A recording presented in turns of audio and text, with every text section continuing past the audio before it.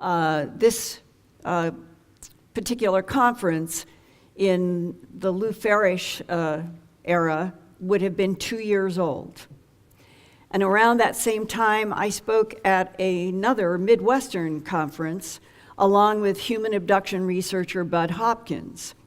And that new book by this young man who was only 38 years old at the time, and its mind-blowing hypothesis that our universe was being projected by something else, maybe from another dimension, was the topic of so many discussions at that conference in 1991. And a holographic universe, the way it is described by Michael Talbot, would be one where all of the information, all the zeros and ones for everything, from black holes to quarks, that makes up what we call three-dimensional reality, and you have to add time as another dimension, is actually contained in a two-dimensional surface that is projecting what we conscious creatures see and move through as three-dimensional space-time. And think about the cards that you might have, the credit cards, where they have the hologram now, and IDs. It's a flat surface, but when you have the light, when light hits it in just the right way, it projects outward.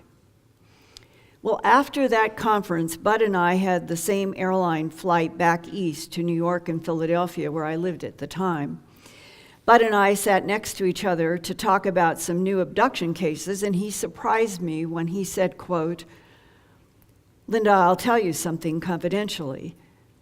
Michael Talbot has been one of my UFO abduction cases. But he doesn't want anyone to know that because he is afraid that if people knew the truth, they might not read his book.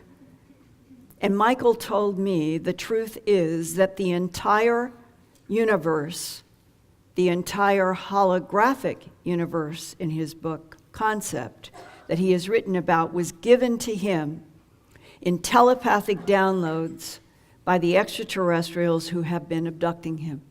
Close quote. Now, sadly, Michael Talbot died 1 year later at age 39 from lymphocytic leukemia.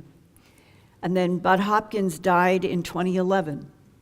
And now it's 2017. And as an increasing number of scientific papers and headlines are asking that question, are we living in a holographic universe created by a computer simulation?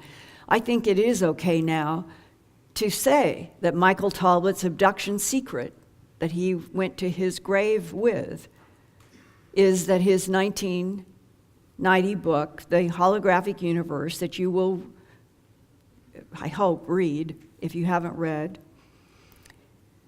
is consistent with what more and more scientists are trying to figure out, if this is a computer simulated universe. The book and now have come to the same place.